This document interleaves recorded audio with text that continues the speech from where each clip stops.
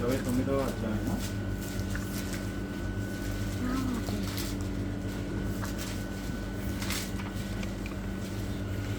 ఆదికాండము 29వ అధ్యాయము 31వ వచనం. పట్టుకో అమ్మా, అమ్మను పట్టుకో అమ్మా. లేయా ద్వేషింపబడుట యెహోవా చూచి ఆమె గర్భము తెరిచెను.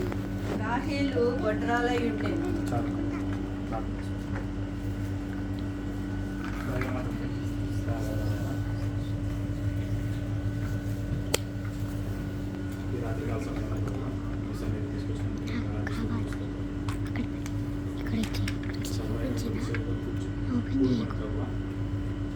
నేను ధ్యానించుకోవడానికి కొంచెం నేను స్థుతించుకోవడానికి కొంచెం జరుగు.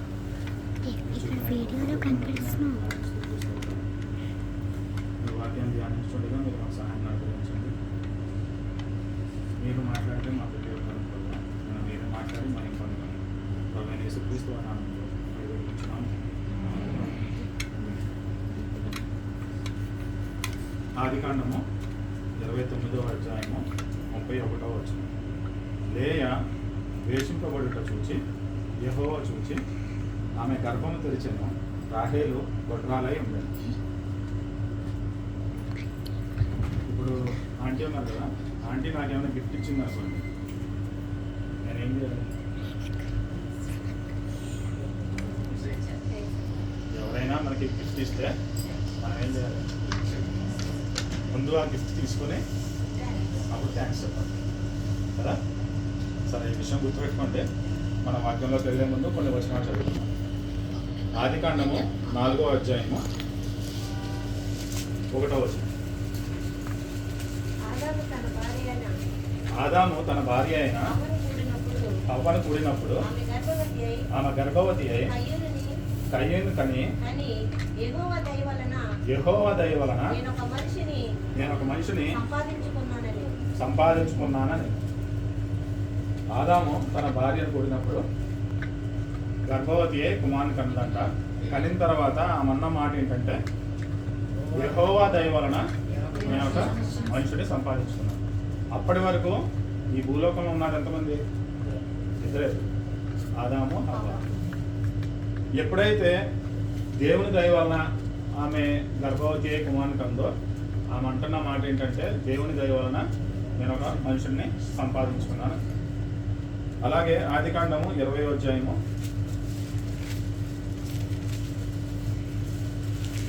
18వ వచనం. ఏలయనగా అబ్రహాము భార్య అయిన సారాను బట్టి దేవుడు అబీమెలెకు ఇంటిలో ప్రతి గర్భమును మూసి ఉండెను. అబ్రహాము భార్య అయిన సారాను బట్టి దేవుడు అబీమెలెకు ఇంటిలో ప్రతి గర్భమును మూసి ఉండెను. అబ్రహాము గెరారు అనే ఒక ఊరికి వెళ్ళి ఆ గెరారు రాజైన అబీమెలెకుతో ఏమని చెప్పాడంటే, ఈమె నా భార్య కాదు, నా చెల్లె అని చెప్పాడు. అప్పుడు ఆ సారాని ఆ రాజు తీసుకుంటే దేవుడు ఆయనతో మాట్లాడిన మాటలు బట్టి తిరిగి ఆ సారాని అబ్రహాంకి అప్పగించేసిన తర్వాత దేవుడు ఏం చేశారంటే, ఆ సారాను బట్టి అబీమెలెకు వాళ్ళ ఇంట్లో ఉన్న ప్రతి గర్భాన్ని మూసివేస్తారు. మొదటి దాంట్లో దేవుడి దయ వల్ల ఒక కుమారుని కనుక్కున్నారు. రెండవ దాంట్లో దేవుడు ఇంట్లో ఉన్న గర్భాలన్నిటిని మూసివేస్తాడు. ఆదికాండము 25వ అధ్యాయము 21వ వచనం.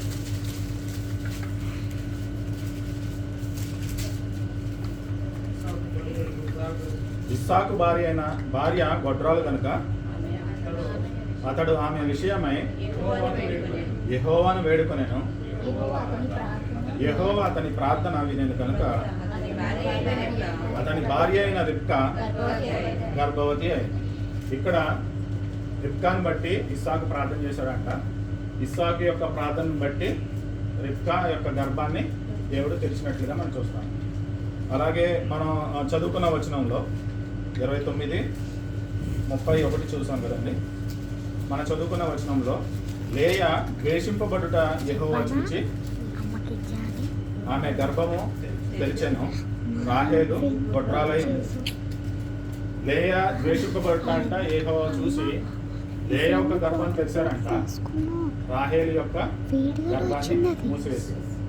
మనం చదువుకున్న ఈ వచనాలన్నీ ఆధారంగా మనకి ఏం అర్థమవుతుందంటే, గర్భాన్ని తెరవాలన్నా గర్భాన్ని మొయ్యాలన్నా దేవుడే కారణం కదా. ఒక శిశువు జన్మించాలంటే అది దేవుడి ఆ యొక్క జీవం దేవుడే ఇవ్వాల్సింది కదా. దేవుడు ఆ జీవం ఇస్తేనే ఏ శిశువు అయినా జన్మిస్తుంది. మనం మనకు బాగా తెలిసిన వచనం ఏంటంటే, కుమారులు యెహోవా అనుగ్రహించు స్వాస్థ్యము, గర్భఫలము ఆయన ఇచ్చు బహుమానం. మనకి వివాహం అయిన తర్వాత సహజసిద్ధంగా ఎవరికైనా పిల్లలు పుడతారు కదా. వివాహం అయిన తర్వాత ఎవరికైనా పిల్లలు పుడతారు. కానీ దేవుడు ఇచ్చేది ఏంటంటే, దేవుడు ఇచ్చే బహుమానం, గర్భఫలము ఆయన ఇచ్చే బహుమానము. కుమారులు యెహోవా అనుగ్రహించు స్వాస్థ్యం. స్వాస్థ్యము అంటే దాని అర్థం ఏంటంటే, ఒక తరం నుంచి ఇంకో తరానికి ఆస్తి వెళ్తుంది కదా. ఒక తరం నుంచి ఇంకో తరానికి ఆస్తి వెళ్తుంది. దాన్ని వారసత్వ ఆస్తి అంటారు. ఆ వారసత్వ ఆస్తిని దేవుడు ఏమని మాట్లాడుతున్నారంటే స్వాస్థ్యము అని మాట్లాడుతున్నారు. అంటే ఒక తరం నుంచి ఇంకో తరానికి మన యొక్క అలవాట్లు కానీ మన యొక్క ఆలోచనలు కానీ వెళ్ళాలంటే అది ఎవరి ద్వారా వెళ్తుందంటే మన యొక్క పిల్లల ద్వారానే వెళ్తుంది. ఆ పిల్లలు దేవుడిచ్చే స్వాస్థ్యము, అది దేవుడిచ్చే బహుమానం అని చెప్పి మాట్లాడుతూ ఉన్నాం. ఇక్కడ మనం చదువుకున్న ఈ యొక్క సందర్భంలో యాకోబు తన తండ్రి ఇంటి దగ్గర నుంచి తన మామ ఇంటి అయిన లాబాన్ దగ్గరికి వచ్చాడు. వచ్చిన తర్వాత రాహేల్ని చూశాడు. రాహేల్ని చూసి ఆమెను ఇష్టపడి ఆమెను పెళ్లి చేసుకుందాం అనుకున్నాడు. కానీ అనుకోని విధంగా అది లాబాని యొక్క పెద్ద కూతురుని పెళ్లి చేసుకోవాల్సి వచ్చింది, లేయాని పెళ్లి చేసుకోవాల్సి వచ్చింది. కానీ ఈ యొక్క యాకోబుకి లేయా కంటే రాహేల్ అంటే చాలా ఇష్టం. లేయా తన యొక్క భర్త ప్రేమ పొందకపోయినా దేవుని యొక్క దృష్టిలో పడింది. అందుకే మనం చదువుకున్న వచనంలో ఏమనుందంటే, లేయా ద్వేషింపబడుట యెహోవా చూచి ఆమె గర్భం తెరిచెను, రాహేలు గొడ్రాలై ఉండేది. ఎప్పుడైతే దేవుడు లేయా ప్రేమించబడట్లేదు అని చెప్పి చూశారో, అప్పుడు లేయా యొక్క గర్భాన్ని తెరిచి రాహేలు యొక్క గర్భాన్ని మూసివేశారు. ఆ యొక్క లేయా యొక్క పరిస్థితిని దేవుడు గమనించి దేవుడు ఏం చేశారంటే ఆమె యొక్క గర్భాన్ని తెరిచారు. తెరిచిన తర్వాత నెక్స్ట్ వచ్చిన మనం చదువుకుందాం 33. ఆమె మరలా గర్భవతి అయి 32.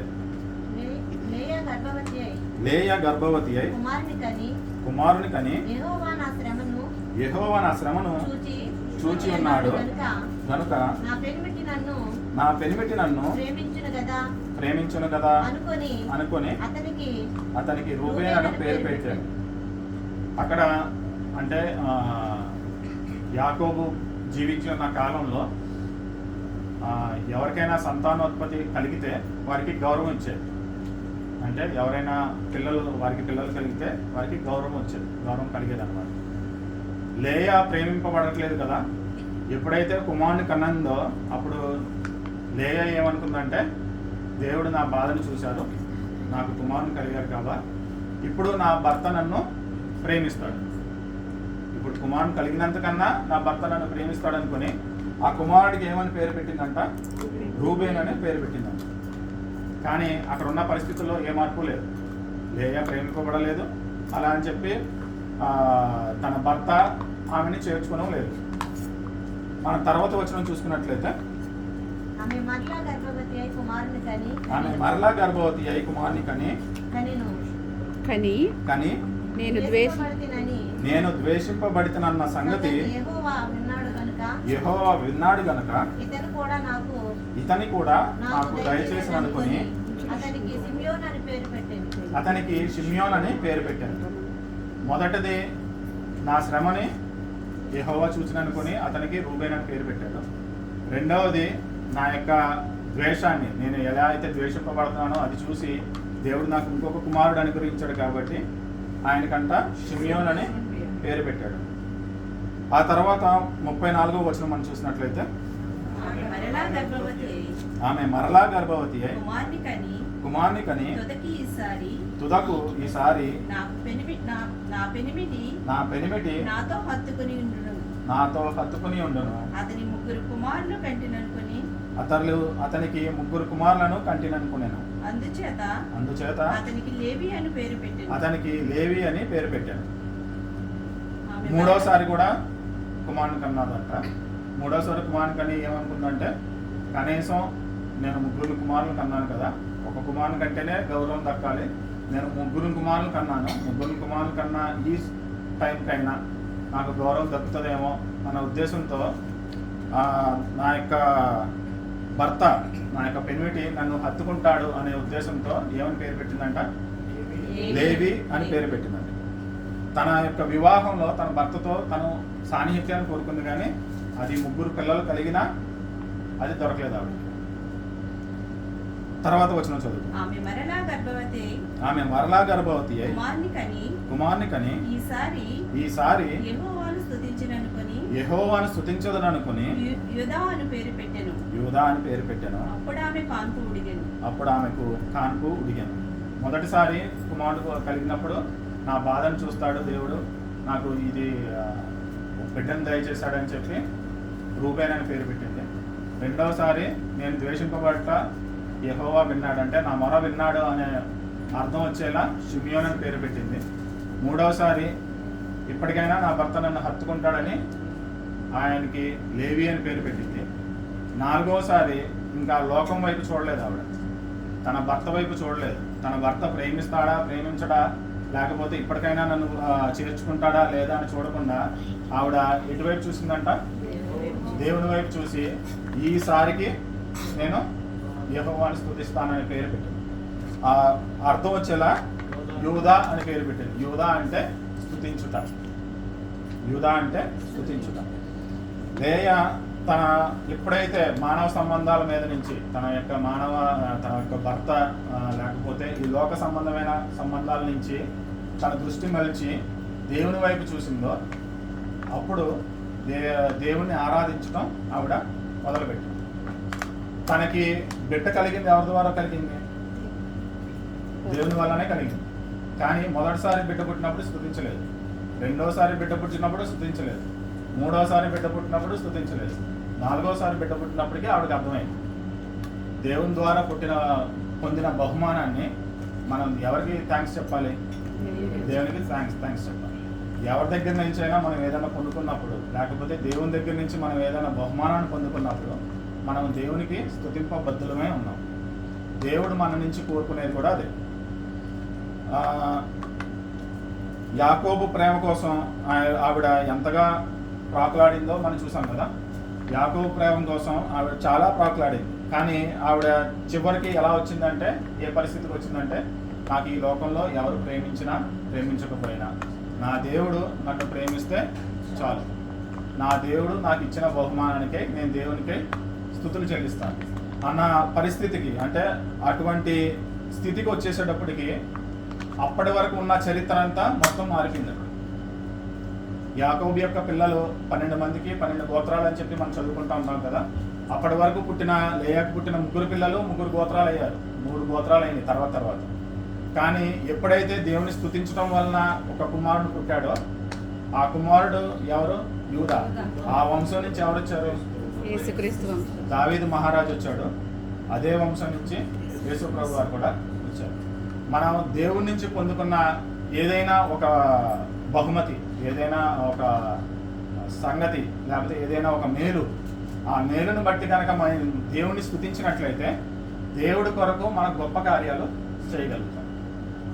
ఏ రీతిగా అయితే లేయా తన యొక్క జీవితంలో తన యొక్క తంత్రాంతరం వారి యొక్క వంశావళిలో యేసేని ఏ రీతిగా అయితే తను మూల స్త్రీగా ఉందో, అదే రీతిగా మనం కూడా మన పొందుకున్న మేలును బట్టి దేవుని కనుక మనం స్తుతించినట్లయితే దేవుడు మన జీవితాల్లో ఆయన ఒక గొప్ప కార్యాలు, ఆయన మన కొరకు ఏర్పరిచిన గొప్ప ప్రణాళికలను మనం చూడగలుగుతాం. మనం ఎప్పుడైనా సరే మనకి ఏదైనా మేలు పొందుకున్నప్పుడు మనం దేవుని స్తుతిస్తున్నామా లేదా అన్న విషయాన్ని మాత్రమే దేవుడు చూస్తాడు. దేవుడు 10 మంది కుష్ఠరోగులను బాగుపరిచాడు కదా. లూకాసు వార్త 17వ వచనంలో 17వ అధ్యాయంలో మనం చూస్తాం. దేవుడు ఒక గ్రామానికి వెళ్ళినప్పుడు 10 మంది కుష్ఠరోగులు ఎదురొచ్చారు. 10 మంది కుష్ఠరోగులు ఎదురొస్తే ఆ 10 మందిలో ఆయన అడిగినప్పుడు ఆయన ఏమంటాడు, మీరు వెళ్ళి మీ యాజకుడికి కనపరుచుకోండి, మీరు శుద్ధులు అవుతారు అని చెప్తాడు. 10 మంది ఆ మాట విన్నారా? 10 మంది ఆ మాట విన్నారు. తిరిగి వాళ్ళు వెళ్తున్న క్రమంలో 10 మంది శుద్ధులయ్యారు. 10 మంది శుద్ధులైన తర్వాత తిరిగి ఎంతమంది వచ్చారు దేవుని దగ్గరికి? ఒకడే వచ్చాడు. లూకాసు వార్త 17వ అధ్యాయము 16వ వచనం.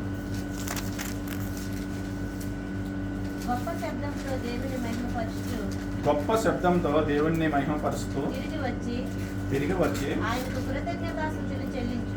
ఆయనకు కృతజ్ఞతాస్తుతులు చెల్లించుచు ఆయన పాదముల యొద్ద సాగిలపడెను. వాడు సమరయుడు. దేవుడి నుంచి మేలు పొందుకున్న ప్రతిసారి దేవుడు ఏమని మనల్ని ఆశిస్తారంటే, మన దగ్గర నుంచి మనం తిరిగి వచ్చి దేవునికి కృతజ్ఞతాస్తుతులు చెల్లిస్తామా లేదా అని చెప్పి ఆయన ఆశిస్తారు. ఆయన దానికోసం ఎదురు చూస్తారంట. మనం తర్వాత వచనంలో మనం చూసుకున్నట్లయితే 17వ వచనంలో, అందుకు యేసు 10 మంది శుద్ధులైరి కారా, ఆ 9 ఎక్కడ? ఈ అన్యుడు తప్ప దేవుని మహిమపరచుటకు తిరిగి వచ్చిన వాడెవడనూ అగపడలేదా అని చెప్పి, నీవు లేచి పొమ్ము, నీ విశ్వాసము నిన్ను స్వస్థపరచునని వారితో చెప్పాను. అక్కడ ఎంతమంది శుద్ధులయ్యారండి? 10 మంది శుద్ధులయ్యారు. 10 మంది శుద్ధులైతే 9 మంది తిరిగి రాలేదు, ఒకడే తిరిగి వచ్చాడు. ఆ వచ్చినోడు కూడా యూదుడు కాదు. ఆ వచ్చినోడు ఎవడు? సమరయుడు, అంటే అన్యుడు. అంటే మనం దేవుని నమ్ముకుని ఉన్నా, దేవుని నమ్ముకోకున్నా, దేవుడు మనకు చేసే మేలును బట్టి మనం ఎవరిని స్తుతించాలి? దేవుణ్ణే మనం స్తుతించాలి. ఇక్కడ ఈ అన్యుడు దేవుని దగ్గరికి వచ్చి ఎప్పుడైతే తన యొక్క స్తుతి చెల్లిస్తున్నాడో ఆయన అంటున్నారు, ఏమని 19వ వచనం చూడండి. నీవు లేచి పొమ్ము, నీ విశ్వాసం నిన్ను స్వస్థపరచునని వానితో చెప్పాను. అక్కడ ఎంతమంది శుద్ధులయ్యారు? 10 మంది శుద్ధులయ్యారు. ఈ ఒక్కడితో ఏమని అంటున్నారంటే, నీ విశ్వాసం నిన్ను స్వస్థపరిచింది అని చెప్తున్నారు. మరి మిగతా 9 మంది స్వస్థపరిచింది ఏంటి?